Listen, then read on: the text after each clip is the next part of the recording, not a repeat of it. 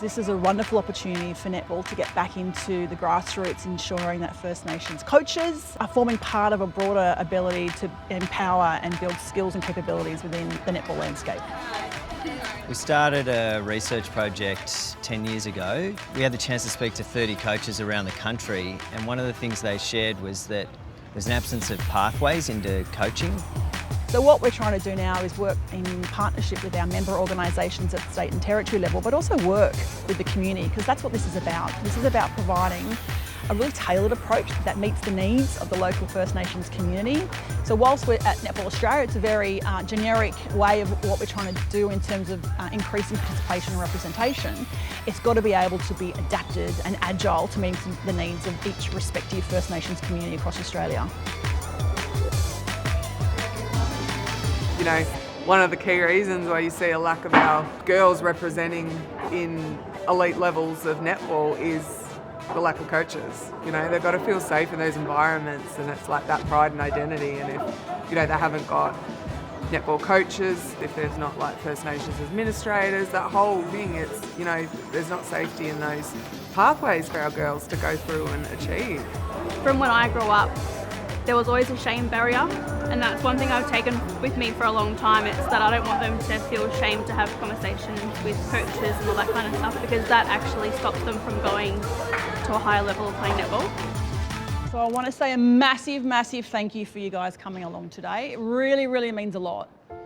One of my earliest memories was at 8 years of age, my mum taking me to my first netball training session, and I guess my coach at the time was an amazing Māori woman, a First Nations sister from across the ditch, and my mum automatically felt really safe and comfortable leaving me in the hands of a First Nations sister.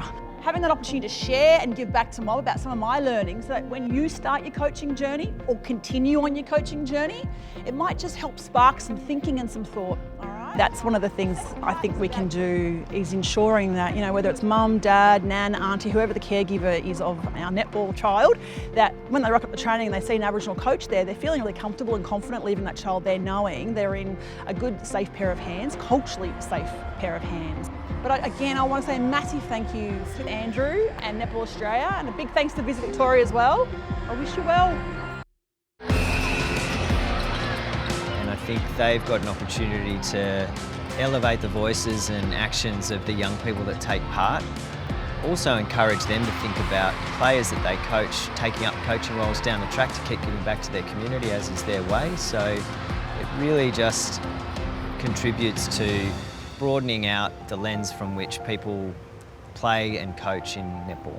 I learn by seeing, and the girls learn so many different ways. So I think for me, it's just the different angles of how I can be better at coaching and showing them how to learn new skills, or skills that they're having trouble with.